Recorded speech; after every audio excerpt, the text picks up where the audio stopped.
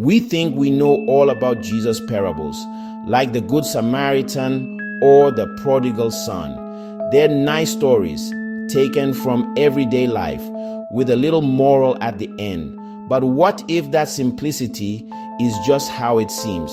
What if Jesus actually on purpose hid a much deeper message? A kind of key to get to another level of reality, seen only by those who have, as he said, ears to hear. That's the hidden message we're going to explore together today. Jesus' parables are so much more than just children's stories or simple moral lessons. Imagine them as keys, specially made to unlock a spiritual reality that most of us don't even know about. Jesus himself explained it.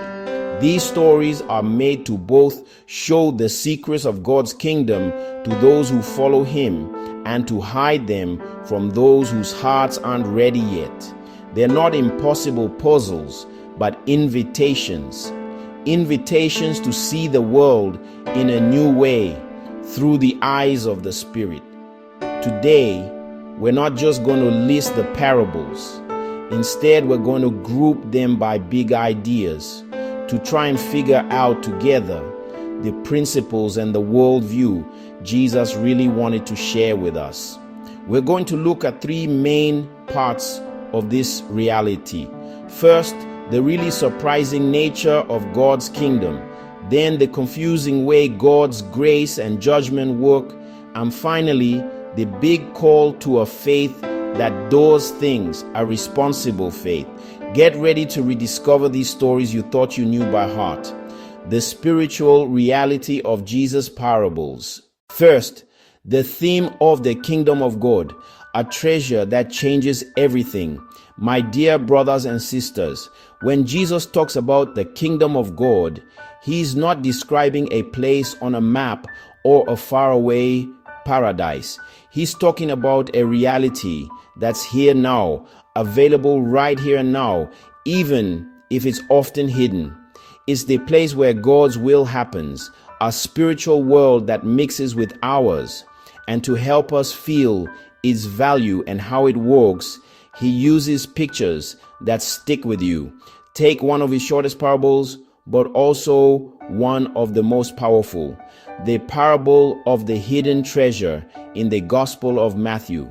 Jesus says, "The kingdom of heaven is like treasure hidden in a field. When a man found it, he hid it again, and then in his joy went and sold everything he had and bought that field."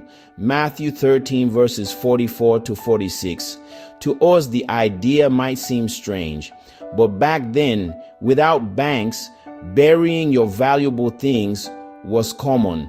So a simple farm worker could accidentally find a fortune.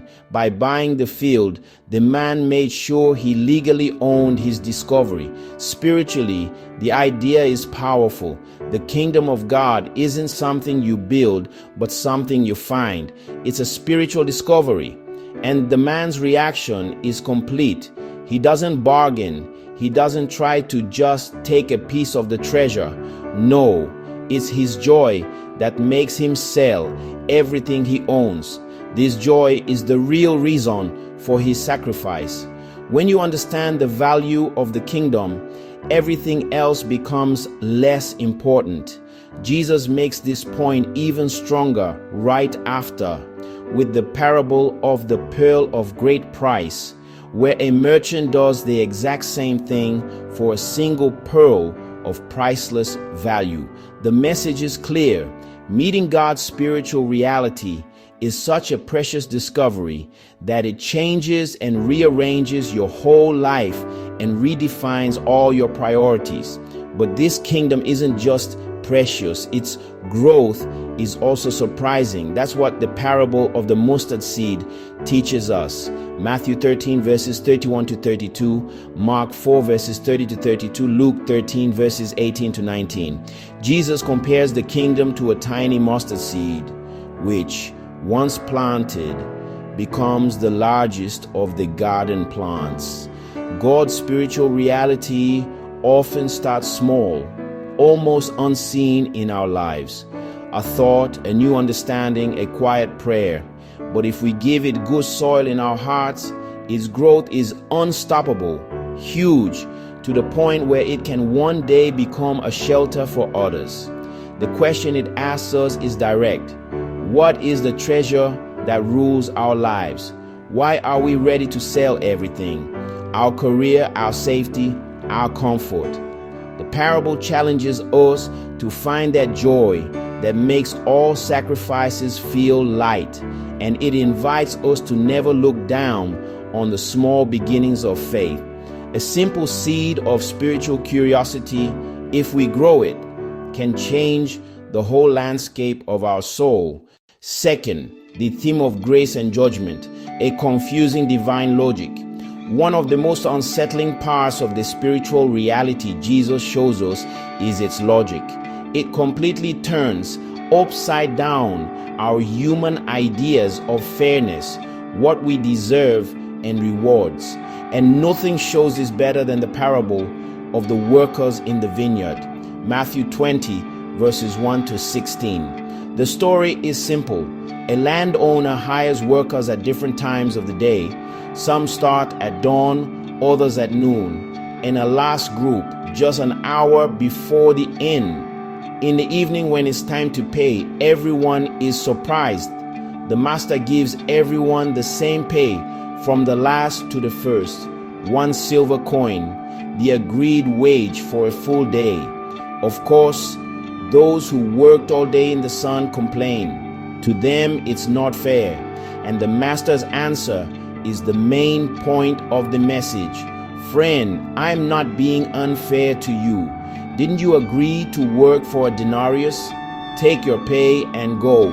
I want to give the one who was hired last the same as I gave you. Don't I have the right to do what I want with my own money? Or are you envious because I am generous? The background is important. A denarius was the minimum needed for a family to live. Those hired in the last hour were probably desperate, facing poverty. Spiritually, this shakes up our whole system of earning things. The first workers aren't cheated. They get what was promised. What bothers them is that others get the same without having earned it. They think in terms of comparison, not need. The master, however, is on a different level, that of pure generosity, of grace. This parable tells us that God isn't an accountant who weighs our efforts, but a generous Father who gives, not according to our work, but according to His love. The payment is salvation, life with God, and it's not something you earn. It's a gift you receive.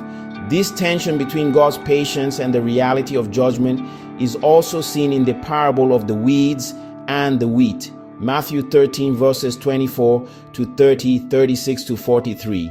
An enemy plants bad weeds in a wheat field.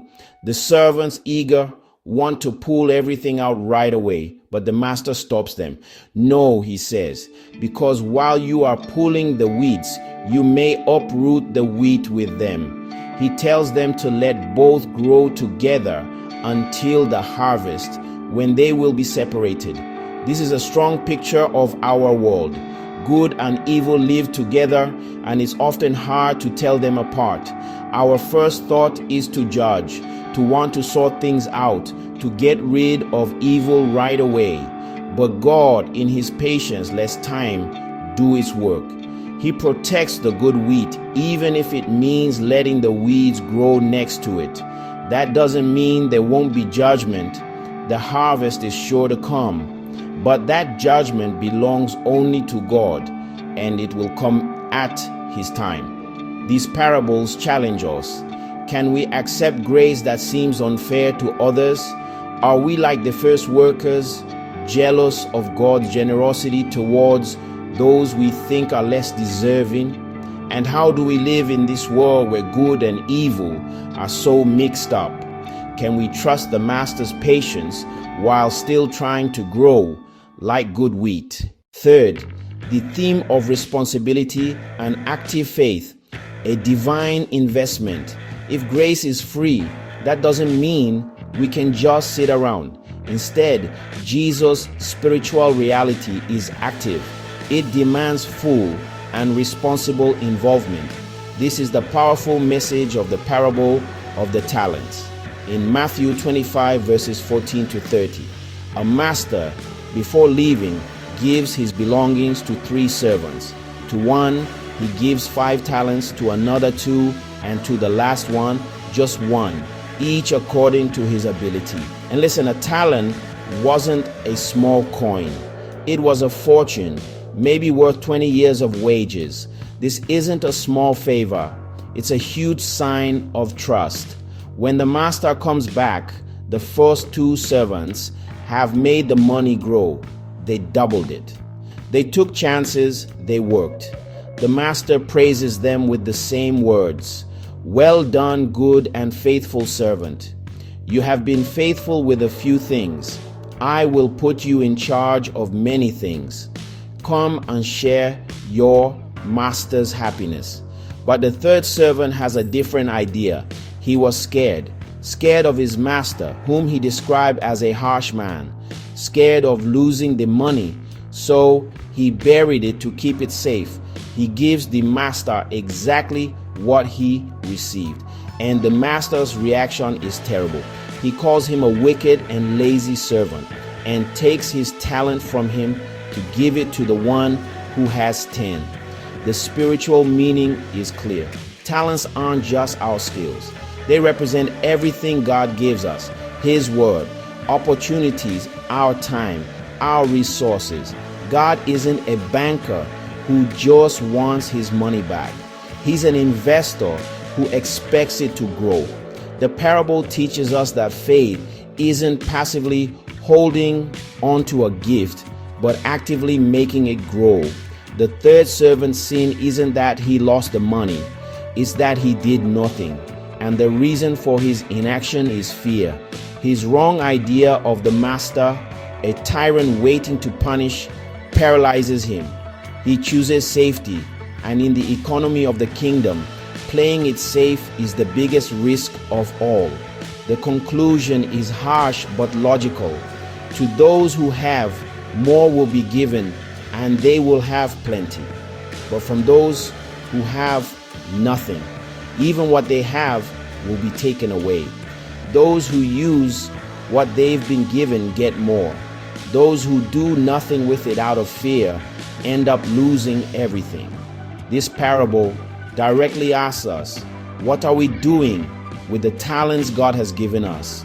Are we paralyzed by the fear of failing or by a wrong idea of a strict God? Or do we act with the boldness of those who know they serve a generous master who is happy to see his gift bear fruit? True faith isn't hiding the treasure.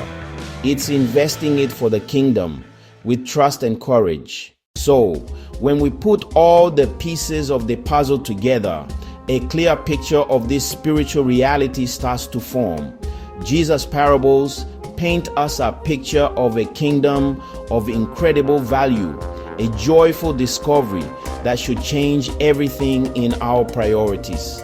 They show us a divine system that isn't about what we earn but about grace, where God's generosity challenges our human logic and where his immense patience comes before his judgment. And finally, they call us not to sit back but to be fully involved bravely, to make the amazing gifts given to us grow.